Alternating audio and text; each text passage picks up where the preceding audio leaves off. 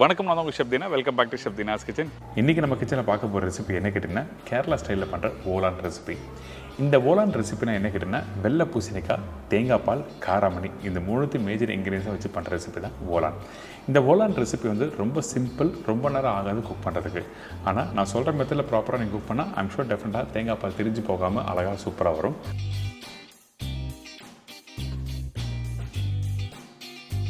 இப்போது இந்த ரெசிபிக்கு தேவையான பொருட்கள் பார்த்தலாமா? ஃபஸ்ட்டு ஓலான் ரெசிபிக்கு தேவையான பொருட்கள்: வெள்ளை பம்கின் 1/4 கிலோ, காராமணி 50 கிராம், தேங்காய் பால் 1 கப்பு, காய்ந்த மிளகாய் 3லேருந்து 4 நம்பர், பச்சை மிளகாய் 3 நம்பர், சீரகம் 1/2 டீஸ்பூன், கடுகு 1/4 டீஸ்பூன், தேங்காய் எண்ணெய் தாளிப்புக்கு தேவையான அளவு, கருவேப்பிலை சிறிதளவு, உப்பு தேவையான அளவு. ஃபஸ்ட்டு நம்ம என்ன பண்ணுறோம், இந்த வெள்ளை பூசணிக்காய். இந்த வெள்ளை பூசணிக்காவை நம்ம ஃபஸ்ட்டு பீல் பண்ணி எடுத்துடுறோம்.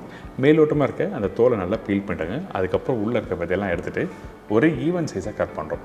ரொம்ப சிம்பிள் ரெசிபி தான். ஃபஸ்ட்டு பூசணிக்காவை நீங்கள் வேக வச்சுருங்க. இந்த இடத்துல இந்த பூசணிக்காய் வேக வைக்கும் போது கொஞ்சமாக தண்ணி ஊற்றி உப்பு போட்டு வேக வைக்கிறோம். இந்த இடத்துல உங்களுக்கு கொஞ்சம் காரம் வேணும்னுச்சுன்னா அந்த டைமில் பச்சை மிளகாய் போடலாம். ஆனால் இந்த பச்சை மிளகாய் போட்ட பிறகு என்ன வேணால், தேங்காய் பால் யூஸ் பண்ணும்போது அந்த காரத்தன்மை இருக்கும்போது சம்டைம் வந்து திரிஞ்சு போகிறதுக்கு வாய்ப்பு இருக்கும். அதனால நம்ம என்ன பண்ணுறோம், வெறும் பூசணிக்காய் மட்டும் வேக வச்சு எடுத்துகிறோம்.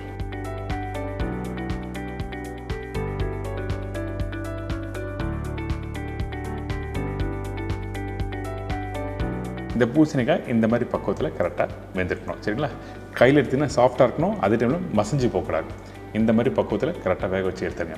இதுக்கு பிறகு இந்த காராமணி குறைஞ்சபட்சம் ஒரு 6 மணி நேரம் நல்லா ஊற வச்சு அதுக்கப்புறம் குக்கரில் 3 விசில் விட்டு குக் பண்ணி எடுத்துருங்க. அதுக்கப்புறம் இந்த ஸ்டாக் வாட்டரோட இந்த காராமணி அதுக்கப்புறம் இந்த வெள்ளை பூசணிக்காய் மிக்ஸ் பண்ணுறேங்க. மிக்ஸ் பண்ணிவிட்டு கொஞ்சம் அடுப்போட ஃப்ளேம் வந்து ஹை ஃப்ளேம் வச்சு குக் பண்ணுங்கள். அதே டைமில் அந்த காராமணியோட பூசணிக்காய் தண்ணியும் அதிகமாக இருக்கக்கூடாது. ஏன் கேட்டிங்கன்னா, தேங்காய் பால் யூஸ் பண்ண போகிறோம். தேங்காய் பால் நீங்கள் யூஸ் பண்ணும்போது உங்களுக்கு கெட்டியான தன்மை இருக்கணும். அதனால் நம்ம என்ன பண்ணுறோம், அந்த ஸ்டாக் வாட்டர் ஓரளவுக்கு கம்மியாக இருக்கணும். இதுக்கப்புறம் அடுப்பு ஆஃப் பண்ணி முடித்த பிறகு நம்மக்கிட்ட இருக்க இந்த தேங்காய் பால் யூஸ் பண்ணும்போது நல்ல கெட்டியான தேங்காய் பால் யூஸ் பண்ணுங்கள். தண்ணியான தேங்காய் பால் யூஸ் பண்ணால் கிரேவி நல்லா இருக்காது இந்த ப்ரிப்ரேஷன். ஸோ அதனால் நம்ம என்ன பண்ணுறோம், கெட்டியான தேங்காய் பால் ஊற்றின பிறகு நல்லா மிக்ஸ் பண்ணிட்டு அடுப்பை ஆஃப் பண்ணிடுறோம்.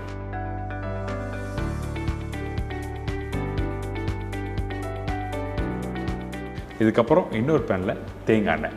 இந்த மாதிரி ரெசிபிக்கு தேங்காய் எண்ணெய் தான் ரொம்ப முக்கியம். தேங்காய் எண்ணெய் ஊற்றின பிறகு கொஞ்சம் சூடாகும். பார்த்தீங்கன்னா அந்த டைமில் கடுகு சீரகம் நல்லா பொரிஞ்சு வந்த பிறகு காஞ்ச மிளகாய், பச்சை மிளகாய், கருவேப்பிலை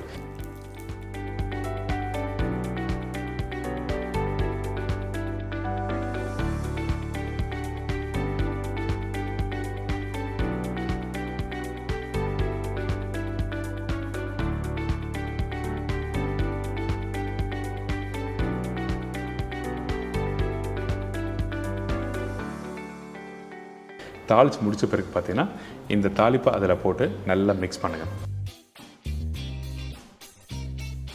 மிக்ஸ் பண்ணி முடித்த பிறகு எடுத்து பார்த்தீங்கன்னா அந்த ஓலான் ரெசிபி வந்து திரிஞ்சு போகாமல் நல்லாயிருக்கும். கடைசியாக வேணால் ஒரு 1/2 டீஸ்பூன் தேங்காய் எண்ணெய் போட்டு மிக்ஸ் பண்ணி எடுத்து சுட சாதத்தோட மிக்ஸ் பண்ணி சாப்பிட்றதுக்கு அந்தளவுக்கு பிரமாதமாக இருக்கும். நம்ம தமிழ்நாட்டில் பண்ணுற ரெசிபி ஏகப்பட்ட ரெசிபி ட்ரை பண்ணியிருப்பீங்க. ஆனால் இந்த கேரளா ஸ்டைலில் பண்ணுற ரெசிபி ட்ரை பண்ணி பார்த்துட்டு உங்கள் ஃபீட்பேக் கொடுங்க. இதே மாதிரி நாளைக்கு இன்னொரு சூப்பர் ரெசிபி சந்திக்கிறேன். நன்றி, வணக்கம். See you, bye, take care.